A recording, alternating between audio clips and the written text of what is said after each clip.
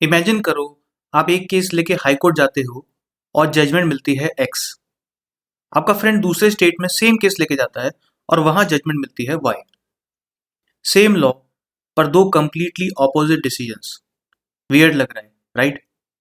पर ये इंडिया में रोज होता है और इसी को लेकर चीफ जस्टिस ऑफ इंडिया ने एक एक्सप्लोसिव डिमांड रखी है, नेशनल जुडिशियल पॉलिसी। इससे क्या बदलेगा? सब कुछ, लिटरली सब कुछ।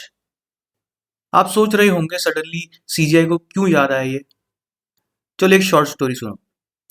2024 में एक कंपनी ने दिल्ली हाई कोर्ट में केस फाइल किया। उन्हें रिलीफ मिल गया।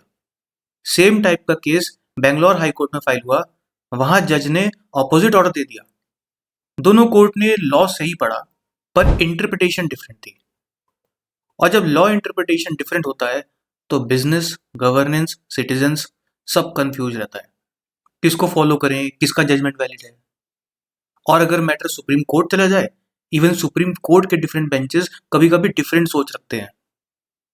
इसीलिए सीजीआई ने बोला, India needs a common rhythm, a common language of justice, a system where courts don't contradict each other. अब आप सोच रहे होंगे कि नेशनल जुडिशियल पॉलिसी क्या है। टेक्निकल डेफिनेशन भूल जाओ। ऐसा सोचो, इंडिया के सब कोर्ट्स एक ही रूल बुक फॉलो करें। Same case management, same timelines, same procedures, same documentation, same interpretation standards. इससे क्या होगा? आप अरुणाचल प्रदेश में केस फाइल करो या केरला में, एक्सपीरियंस ऑलमोस्ट सेम रहेगा। Justice will be predictable, uniform and faster.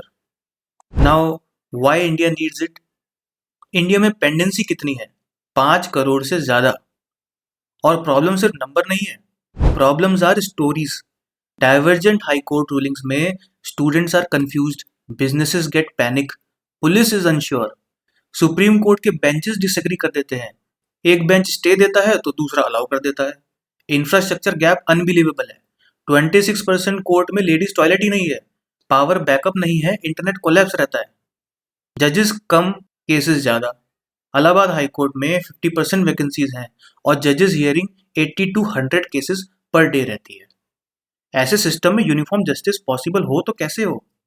अब रियल लाइफ स्टोरी सुनो। एक ट्राइबल वुमेन को लैंड डिस्प्यूट का केस फाइल करना था।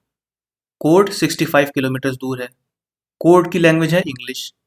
उनके पास ना मोबाइल है ना ट्रांसलेटर। जस्टिस उनके लिए लग्जरी हो गया। अब दूसरी कहानी सुनो। दिल्ली हाई कोर्ट की हियरिंग 45 मिनट्स डिले हो गई, जस्ट बिकॉज वेबएक्स करके एक ऐप है जहां मीटिंग ऑर्गेनाइज होती है, वो हैंग हो गया। एक ग्लिच, एक इंटायर कोर्ट रूम स्टक। ऐसे डिजिटल डिवाइड में नेशनल कंसिस्टेंसी कैसे आएगी? These are not isolated stories, ये डेली इंडिया की रियलिटी है।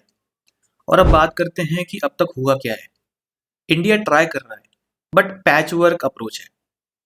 जैसे कि मीडिएशन पुश, ई filing, virtual courts, arbitration upgrades, code infrastructure funding, multilingual interfaces.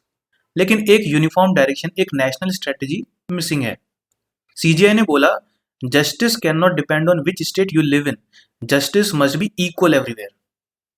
पर यह पॉलिसी बनाना इजी नहीं है, क्योंकि इंडिया एक फेडरेशन है। हर स्टेट का अपना लॉ, लैंग्वेज, कल्चर है। ऐसे इमेजिन करो 25 लोग एक सॉन्ग गा रहे हो, बट कोई हिंदी में, कोई तमिल में, कोई बंगाली में।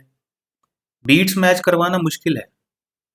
Plus high courts constitutional bodies हैं, एग्जीक्यूटिव इंटरफेरेंस का रिस्क है, डिजिटल डिवाइड है, स्टाफ का शॉर्टेज है, रेजिस्टेंस टू चेंज है, लोकल प्रैक्टिसेस डिफरेंट है। So it's not a switch button reform, it's a marathon. So solution क्या है? Not centralisation, not control, but coordination. Supreme court को high court और law ministry के साथ मिलकर एक जॉइंट पॉलिसी ड्राफ्ट करनी चाहिए, जिसमें रूल्स को यूनिफॉर्मली लिस्ट किया जाए विद कॉमन टाइमलाइंस।